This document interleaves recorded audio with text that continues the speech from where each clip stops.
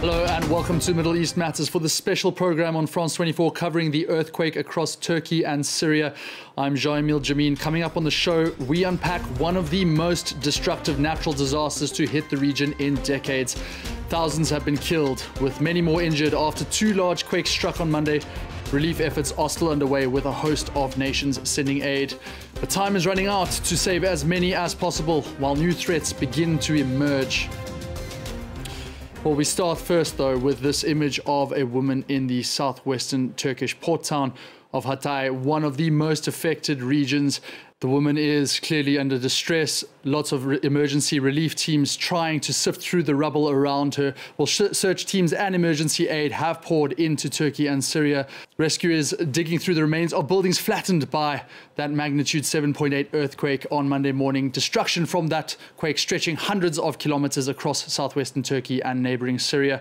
Oliver Farry takes us through that harrowing day. At 4:17 a.m. local time, the ground and the walls shook. A 7.8 magnitude earthquake that struck the southeast of Turkey and neighbouring Syria. This security camera footage from a shop in the town of Gaziantep shows the moment it struck. It was a quake that came at the worst possible time, as people slept in their beds.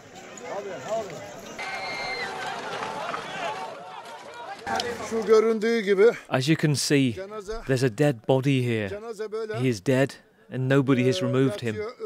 And I can hear a woman's voice underneath. We heard them. They're calling out, asking for help. They asked to be rescued. We cannot rescue them. The devastated area was about 500 kilometres wide. First responders got to work as soon as they could looking for survivors, but conditions are extremely difficult as aftershocks continue to bring down already fragile buildings. Later in the morning at around 11:30, one of those aftershocks, almost as strong as the original quake, hit. This journalist struggled to stay on his feet during his report.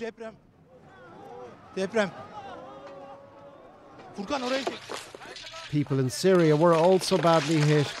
In this town in Idlib province where war still continues, the majority of buildings have collapsed. The wall fell on my son. I managed to save him. Jeter mon autre fils du deuxième étage. J'ai réussi à m'extraire et à sauver mes filles. Mon fils était resté sous le mur, j'y suis retourné pour le sauver. Countries immediately stepped up. France has sent 140 civil defence rescue workers to Turkey. Nous aurons des équipes de secours qui iront vraiment chercher dans les décombres au plus près les victimes qui pourraient être encore ensevelies avec des moyens de découpe de béton et de métal.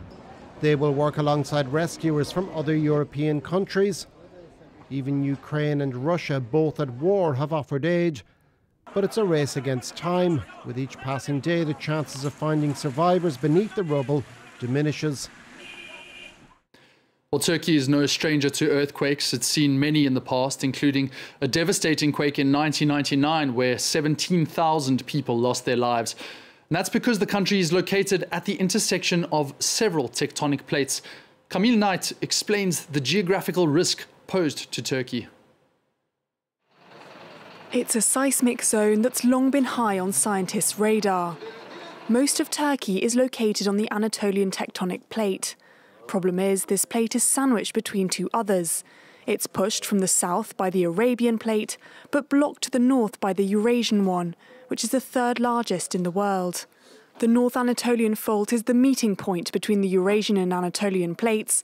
It's over 1,000 kilometres long, and the plates move by about 2 centimetres per year. Cutting across the country from east to west, this fault is responsible for a series of destructive earthquakes, including the one that hit Izmit in 1999, costing the lives of at least 17,000 people. Experts say another earthquake of that scale may hit nearby Istanbul before 2030. That's because a segment of the fault located in the Sea of Marmara hasn't seen any seismic activity since the 18th century. But Monday's earthquake is linked to a different meeting of plates. It's the East Anatolian Fault, the border between the Arabian and Anatolian plates, located in the southeast of the country. It may not be as long as the Northern Fault, but that doesn't make it any less dangerous. Located close to the boundary, the province of Elazığ was impacted by two major earthquakes in 2010 and 2020. On each occasion, over 40 people lost their lives. Well, to discuss the implications of the earthquake on a geopolitical level, I'm now joined in the studio by former president of Doctors Without Borders, Rony Brauman. Rony, we've seen many countries come to the aid of Turkey and Syria in their own respective ways. We've seen the United States, China, Russia. But a lot of those countries have diplomatic issues ongoing. How do they come together and help as a united front? Well, this is, in a way, a tradition. When there is a major natural disaster, there is a kind of suspension of hostilities. We've seen this, for instance, in Pakistan. We've seen this in Turkey before. So I hope, for instance, that the sanctions against Syria are going to be at least eased, maybe not entirely lifted, but at least eased in order to allow relief goods and everything that is needed to operate, to rescue the people, to function correctly. Let's hope also that the crossings at the border between Turkey and Syria, there were 4 of them, allowing relief goods to cross the border between Turkey and Syria in the old times. Now there's only 1 crossing. We urgently need to reopen the 3 other crossings in order to let the relief goods reach those who mostly need it. Well, to discuss all of those humanitarian issues facing rescue workers, I now have the pleasure of being joined by Ayham Taha. He works for CARE and he is a humanitarian food security and livelihoods advisor for the organization. Ayham, I believe you're in the sanctuary of your car right now, still shielding from the earthquake. What have you seen in terms of the problems facing rescue efforts? Yeah, thank you very much for having me. In regards to you and to your guest. Basically, the south of Turkey, where I live, in Gaziantep, which is neighboring several cities such as Kahramanmaraş, Antakya, Adana, Urfa, and many other towns and cities were affected. In Gaziantep, I'm parking now in open space where it's safer than being indoors, considering the safety measures and also cracked buildings that till now they are standing and they need technical evaluation. Basically, shops currently are closed, mostly closed. We cannot access food items. We cannot access bread because of lack of energy. And this is something very essential for the communities. Rescue teams are currently overwhelmed with the high number of damaged buildings. You can see the building picture that I have shared with you, which is basically 5 buildings away from my house, which makes me realize how real it was and how close it was to me and to my family. Support is needed in all shapes, literally in all shapes, starting from food items to whatever reconstruction support is needed. But we are starting immediately now to look at what could be done to save people's lives. This has all happened basically when it was dark, because there was electricity cut, it was cold, it was snowing, and then later heavily raining, which makes it even more difficult to rescue teams to assess, access, and start rescuing. This delayed the support a little bit and made it more complicated. For Syria, unfortunately, the capacity is very limited to rescue people. Especially in the northern part in Aleppo governorate and the northwest Idlib as well governorate, where camps, that's maybe an irony, but tents were safer than very basic, cheap buildings that immediately were destroyed because of the earthquake. And unfortunately, numbers are keep increasing now in both sides of the border in Turkey and Syria. Rony, on that point, what would you like to see being done in terms of countries working together and going forward? Well, Ayham said very clearly there is a need for food, drinking water, shelter, heat guns, generators, and also engineering. We need to clear the rubble in order to make the access to the hit areas easier. And this is also the army. This is something that the army only can do, because these are huge logistical challenges, and only armies have the resources, the material resources, to overcome these challenges. So, given the magnitude of this disaster, I hope there's going to be a massive coalition of goodwill in order to rescue those people.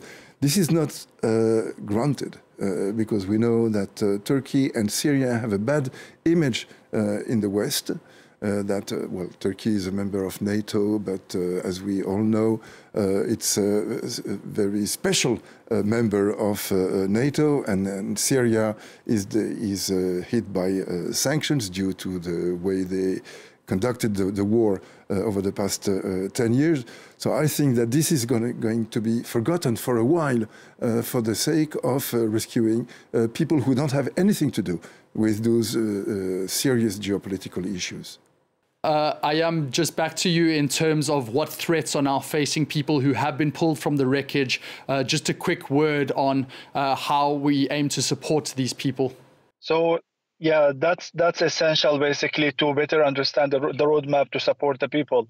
So in Turkey, there is a request for support from AFAD and from the authorities, and we are basically, as CARE Turkey and CARE Confederation, we are looking at strong coordination to make it possible to support and ease life of these people, those people who are affected.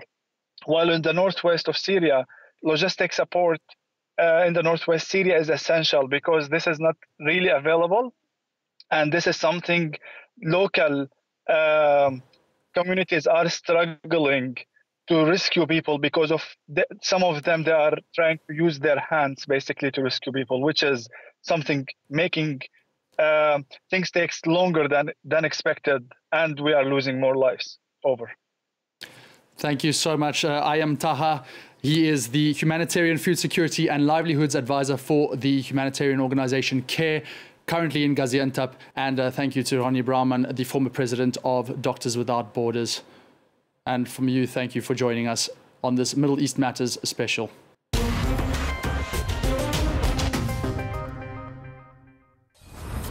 Un diablo? It's as if a devil had killed everything that was here. We revisit La Palma, a year after the eruption of the Cumbre Vieja volcano, which brought... Well, it was there. It's very difficult to see your whole life's work destroyed. We feel abandoned, cheated, excluded. I'm more worried about the future than what's happened. I see the future in a very dark way. I think if everything goes well, in July, August, we'll be able to have a banana tree here. Watch La Palma, Volcano Revisited, on France 24.